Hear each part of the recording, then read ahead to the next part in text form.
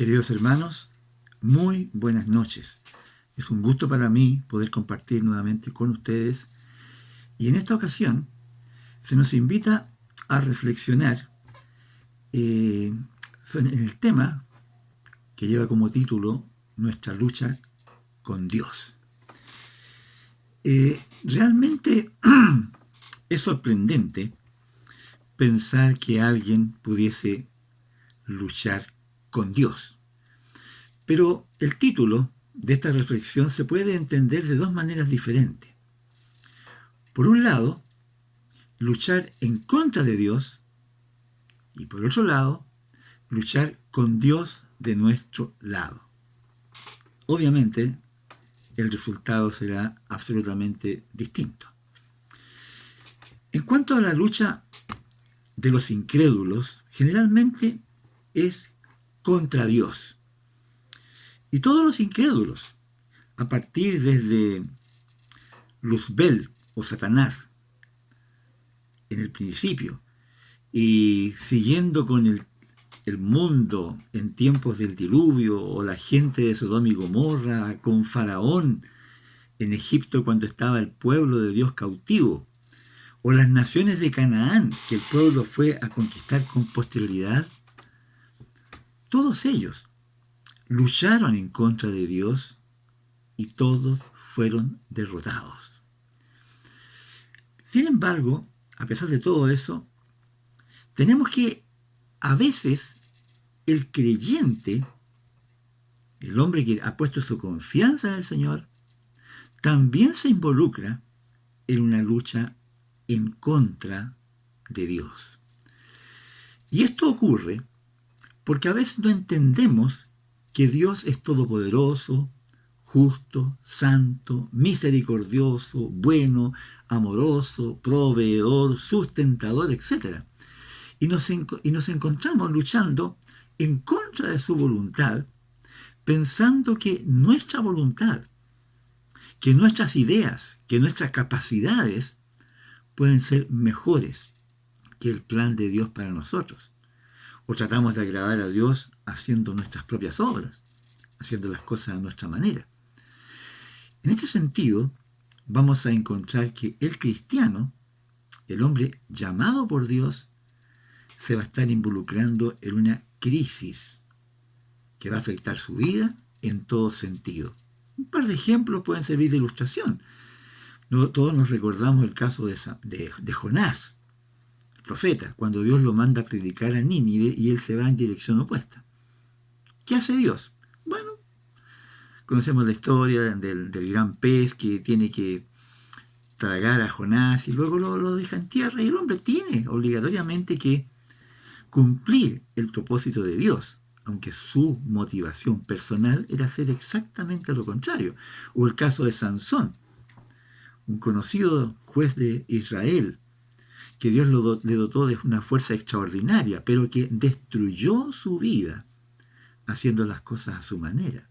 Pero al final, Dios consigue el objetivo por el cual lo había llamado. Ahora, estos ejemplos son característicos de cierto tipo de cristianos que la Biblia lo revela como el cristiano carnal. El hombre que es de Dios, pero a causa de que no ha madurado y que aún permanece pegado a su naturaleza, hace todas las cosas al revés. Y es bueno que nos vayamos examinando nuestra vida para ver cuál es nuestra realidad en nuestra lucha con Dios. Si es contra Dios o si tenemos a Dios de nuestro lado peleando por nosotros. El pasaje o el tema que vamos a compartir ahora plantea tres pasajes. Uno en Génesis, donde se menciona a Jacob, un hombre que es el prototipo del cristiano carnal.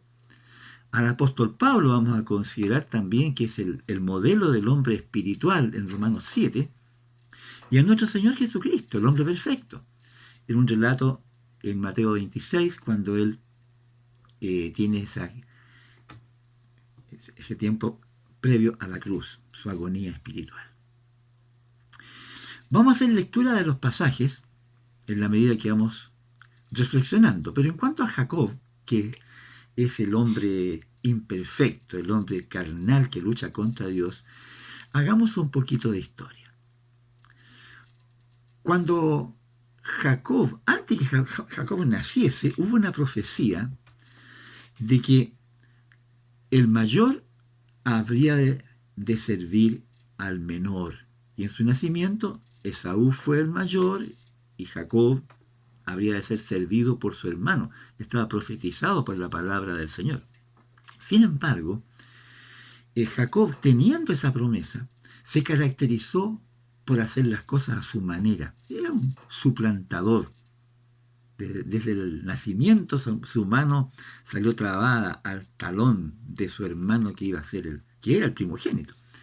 Pero él así y todo, con ese conocimiento, él le compra por un plato de lentejas la primogenitura a su hermano Esaú. Posteriormente,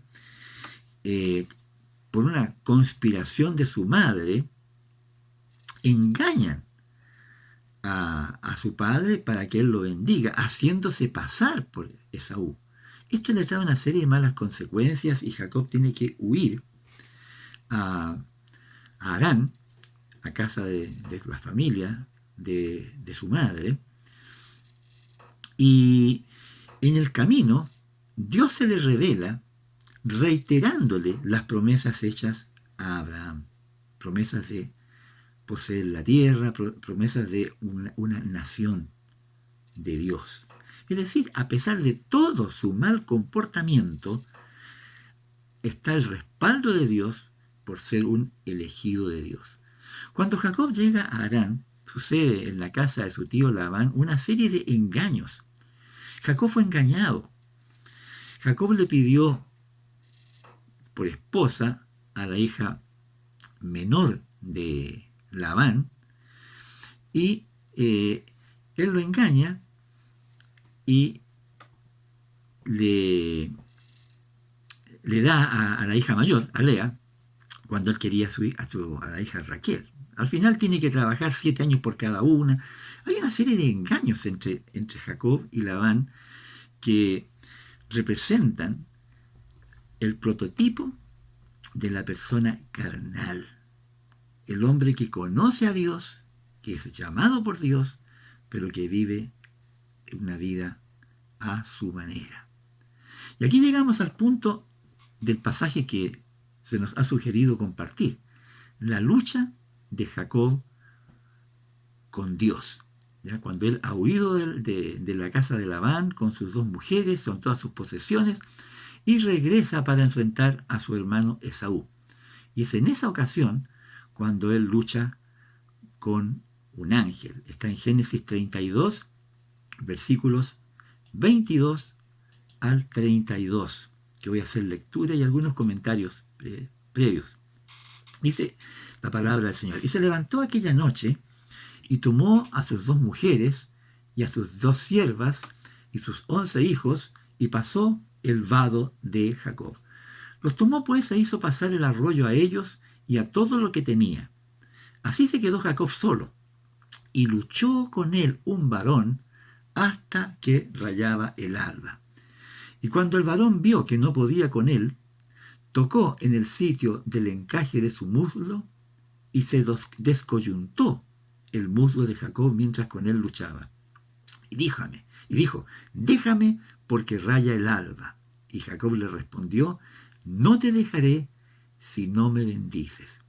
Cuando Jacob pide la bendición de ese desconocido que está peleando con él, Jacob implícitamente está reconociendo que él es alguien muy superior a él, porque siempre es el mayor el que bendice al menor. Y el varón le dijo, ¿cuál es tu nombre? Y él respondió, Jacob. Y el varón le dijo, no se dirá más tu nombre Jacob, sino Israel, porque has luchado con Dios y con los hombres y has vencido.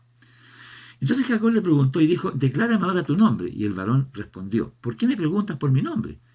Y lo bendijo allí.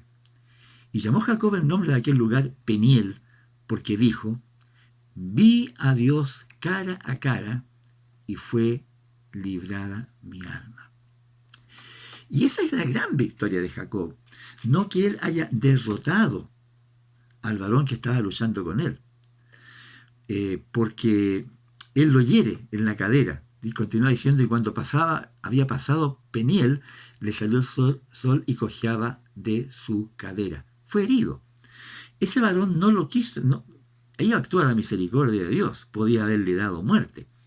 Pero Jacob era un hombre perseverante, al extremo de ser bendecido por el varón, que es el ángel de Jehová. Y Jacob, su gran victoria es, vi a Dios cara a cara y fue librada mi alma. El hombre carnal puede salir de su carnalidad mediante la revelación de Dios. El Dios que se nos revela a todos puede sacar al carnal de su estado de carnalidad, ese apego a una vieja naturaleza que todos traemos con nosotros. Nadie se convierte a Cristo para ser espiritual en forma inmediata. Entonces, estamos hablando de Jacob como el prototipo del hombre carnal, pero hay poca revelación al respecto en Génesis, ya que la revelación es progresiva. Más encontramos de esto en el Nuevo Testamento. ¿Cómo es el cristiano carnal? Bueno, ya lo dijimos. Se caracteriza por ser como Jacob, ha sido elegido y llamado por Dios, pero teniendo todas las promesas de Dios que ahora tenemos en la Escritura, vive como si todo dependiese de sí mismo. Necesita crecer en el conocimiento de Dios por medio de Cristo, porque solo Cristo es el que nos puede revelar al Padre. El cristiano carnal es descrito por el apóstol Pablo en 1 Corintios capítulo 3, y lo vamos a leer también. 1 Corintios capítulo 3, primeros versículos, dice así Pablo. Le escribe a la iglesia le escribe a los hermanos, no está hablando con incrédulos. Dice, de manera que yo, hermanos, no pude hablaros, y le dice a la iglesia, no pude hablaros como a espirituales, sino como a carnales, como a niños en Cristo. Un carnal es un niño en Cristo, es un nuevo. Os di a beber leche y no vianda, porque aún no erais capaces, ni sois capaces todavía, porque aún sois carnales. Pues habiendo entre vosotros celos, contiendas y disensiones, ¿no sois carnales y andáis como hombres? Justamente, esa era la característica de Jacob, y esa es la característica natural de todo hermano nuevo que aún no ha comprendido la grandeza del Dios que le ha llamado por medio de nuestro Señor Jesucristo. Entonces, esa es la realidad que vive la iglesia hoy en día, con un tipo de cristiano que no encaja dentro de la espiritualidad que nos muestra la persona de nuestro Señor Jesucristo. Ahora bien, esto es un problema no solo para el nuevo, sino también para la iglesia. Y especialmente cuando la iglesia no ha comprendido que el nuevo tiene que madurar gradualmente, y la iglesia, ya sea por sus enseñanzas, por sus tradiciones o por sus costumbres locales, presionan al nuevo para que el nuevo tome una conducta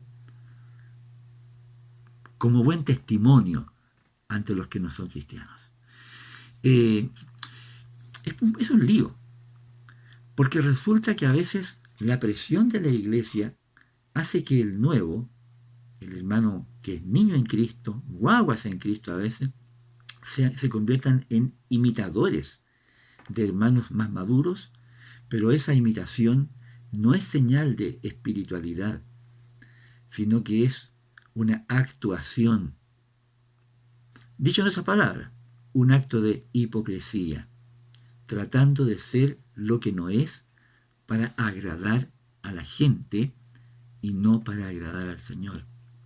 Tenemos un Jacob dentro de cada uno de nosotros, pero la única forma de salir adelante es mediante la revelación que Dios nos da a través de su palabra, de la Biblia, que debe ser meditada, leída. Es como lo dice el apóstol Pedro: desead como niños recién nacidos la leche espiritual no adulterada, para que por ella crezcáis para salvación, si es que habéis gustado la benignidad del Señor.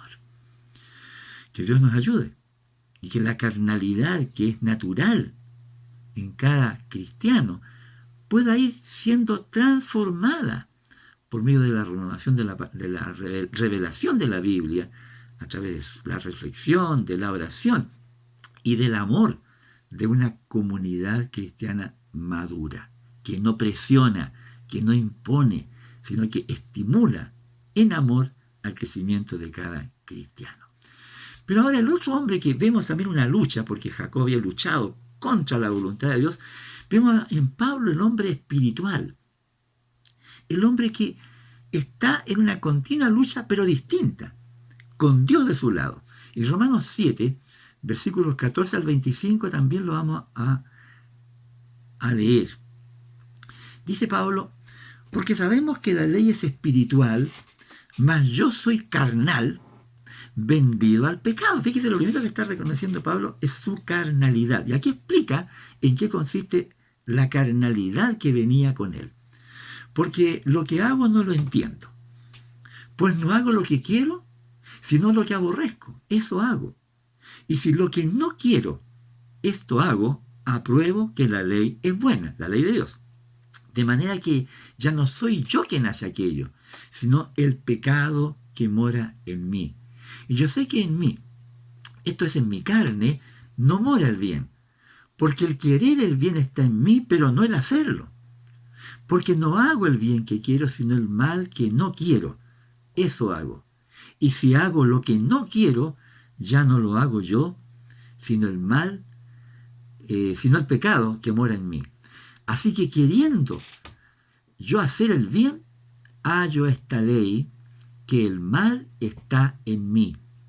Porque según el hombre interior, me deleito en la ley de Dios, pero veo otra ley en mis miembros, que se revela contra la ley de mi mente y que me lleva cautivo a la ley del pecado que está en mis miembros. Miserable de mí, ¿quién me librará de este cuerpo de muerte?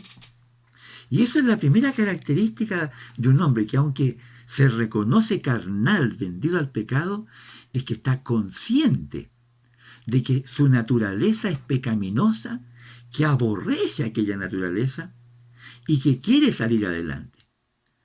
Y por eso el versículo 27 dice, gracias doy a Dios por Jesucristo, Señor nuestro. Así que yo mismo con la mente sirvo a la ley de Dios, más con la carne a la ley del pecado. El cristiano espiritual, del cual Pablo es un ejemplo, es un hombre que está en una continua lucha, esa lucha entre la carne y el espíritu, entre su naturaleza vieja y el Espíritu Santo que mora en él. El Espíritu Santo que es Dios morando en nosotros, pero que no está luchando en contra nuestra, sino está luchando al lado nuestro, para que podamos salir de nuestra natural carnalidad y podamos ir creciendo hasta la medida de la estatura de la plenitud de Cristo. En Romanos capítulo 8, versículos 1 y 2, encontramos lo que Pablo dice a continuación. Dice, ahora pues, dice, ninguna condenación hay para los que están en Cristo Jesús, los que no andan conforme a la carne, sino conforme al Espíritu. Porque la ley del Espíritu de vida en Cristo Jesús me ha librado de la ley del pecado y de la muerte. Así que lo que caracteriza al cristiano espiritual no es que no tenga una lucha interior, no es que el hombre ya esté en el cielo, no estamos en el cielo, estamos en la tierra, bien en la tierra. Estamos luchando con una vieja naturaleza, pero Dios lucha con nosotros, a nuestro lado, para vencer nuestra natural carnalidad. Por eso el apóstol Pablo también dice a los Gálatas, con Cristo estoy juntamente crucificado, y ya no vivo yo, mas vive Cristo en mí. Y lo que ahora vivo en la carne, lo vivo en la fe del Hijo de Dios, el cual me amó y se entregó a sí mismo por mí.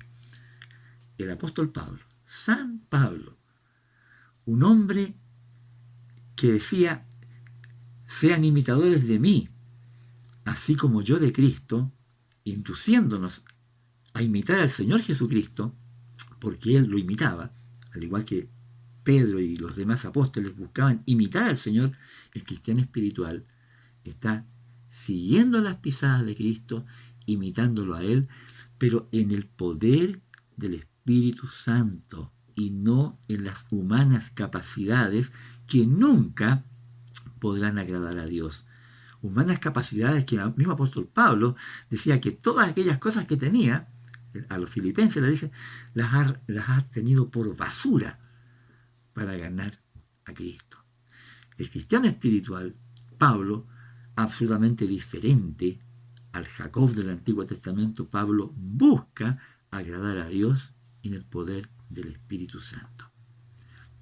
Y en tercer lugar, vamos a ver a nuestro Señor Jesucristo, porque el que realmente debe inspirar nuestra vida es Él, el Señor Jesucristo, que es Dios encarnado, el Emmanuel, Dios con nosotros, el que nos ha venido a dar a conocer al Padre. A Dios nadie le vio jamás, dice el Evangelio de Juan. El unigénito Hijo, que está en el seno del Padre, Él le ha dado a conocer. Como dice Pablo a los Colosenses, que en Él habita corporalmente toda la plenitud de la deidad. Jesús vino a este mundo con la finalidad de cumplir un ministerio de salvación para una humanidad perdida en el pecado. Y ahí estamos incluidos también nosotros. Jesús muere en la cruz, pero antes de morir en la cruz, en Getsemaní, sufre una tremenda agonía espiritual.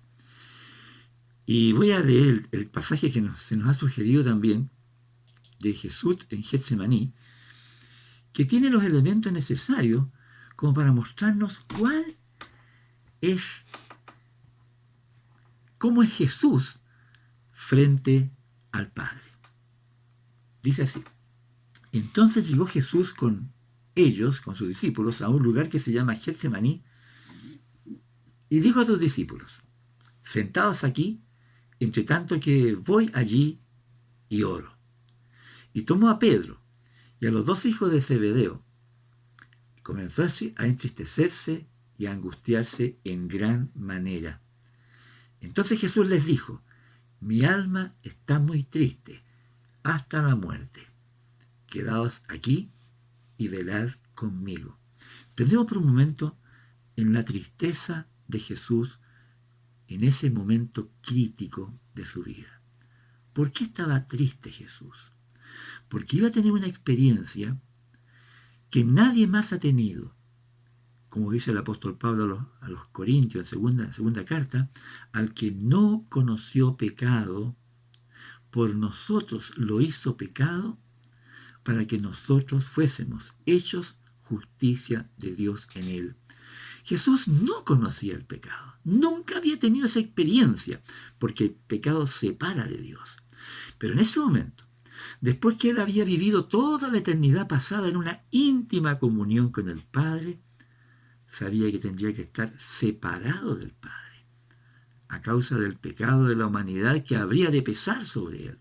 Tu pecado, mi pecado, el pecado de todos. Ese pecado que a veces nos ha avergonzado, nos ha hecho sufrir, nos ha hecho sentirnos, como Pablo, miserables. ¿Quién nos librará de este cuerpo de muerte? Ese pecado iba a estar pesando sobre el Señor, separado del Padre, en una terrible agonía espiritual. Y por eso dice: mi alma está muy triste hasta la muerte.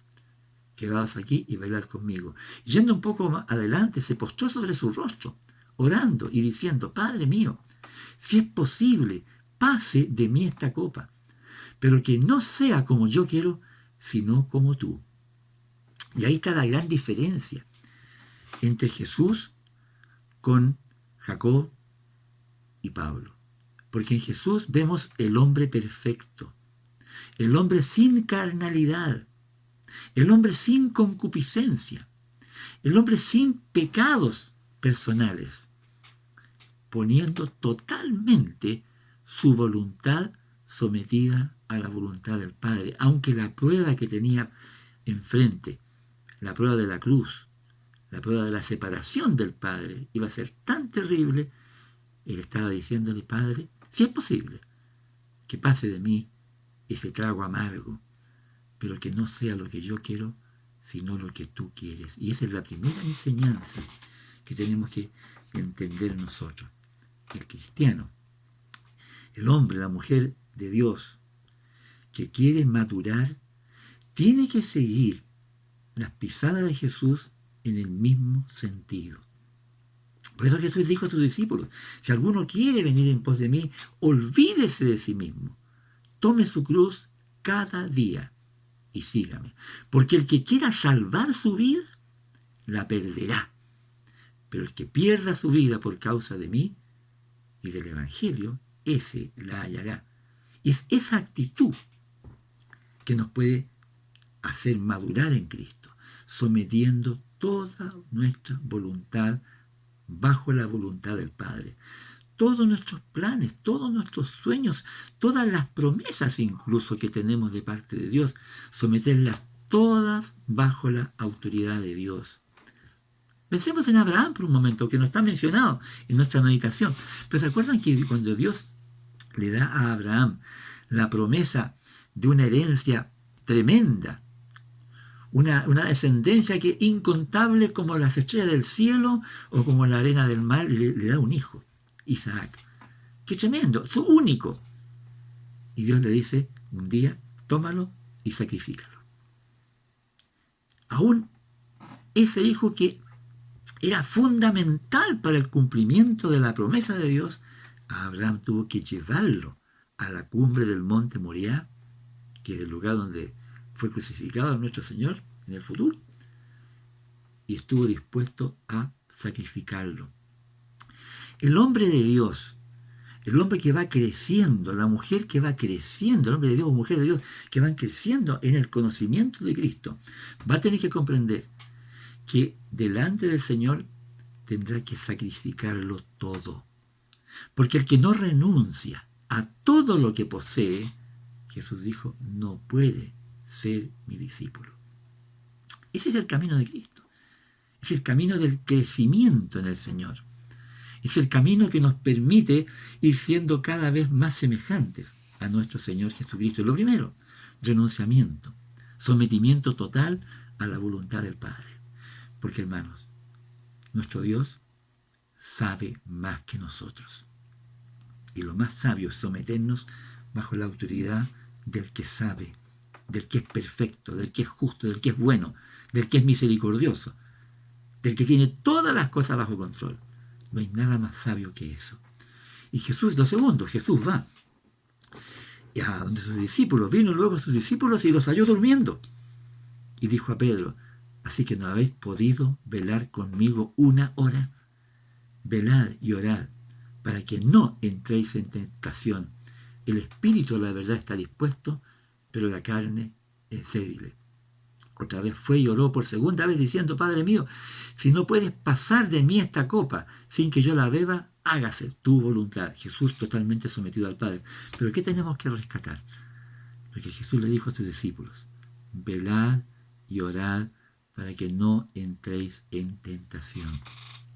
Esa es la segunda cosa importante que tenemos que hacer como cristianos en esta lucha con Dios. Sometimiento a la voluntad del Padre y perseverancia en orar, en velar. O luchamos contra Dios, contra la voluntad de Dios como Jacob, o luchamos con Dios de nuestro lado, como Pablo, en esa lucha entre la carne y el espíritu. Hermano, tú decides. Concretando, terminando nuestra meditación. Entre los creyentes en Dios, resulta extraño que alguien pretenda luchar en contra de Dios y ganar la lucha. Sin embargo, es una triste realidad que el ser humano muchas veces trata de luchar en contra de la voluntad de Dios sin considerar que el hombre no es señor de su camino, ni del hombre que camina es el ordenar sus pasos, como dijo Jeremías capítulo 10, verso 23. Y también que por Jehová son ordenados los pasos del hombre, y Él aprueba su camino, como dice el Salmo 73, 23. Consideremos entonces, al igual que Jacob, el hombre carnal lucha contra la voluntad de Dios al tratar de hacer su vida a su manera, recibiendo como consecuencia mucho sufrimiento, pese a que Dios habrá de cumplir su propósito en él. Obviamente ese camino es el menos recomendable. Sí, cuando somos recién convertidos tenemos que pasar por un periodo de carnalidad o niñez en Cristo, pero no es para quedarnos pegados años ahí. Hay cristianos que están muchos años como guaguas y no maduran, no crecen. ¿Por qué? Porque se conformaron, se amoldaron a un sistema haciendo una apariencia de espiritualidad, pero andando en la carne, en sus propias capacidades. Eso no es espiritualidad. Esa carnalidad nos lleva a la hipocresía. Entonces, seamos como Pablo. El hombre que es espiritual o maduro en Cristo lucha con Dios, sí, pero no contra Dios, lucha con Dios de su lado.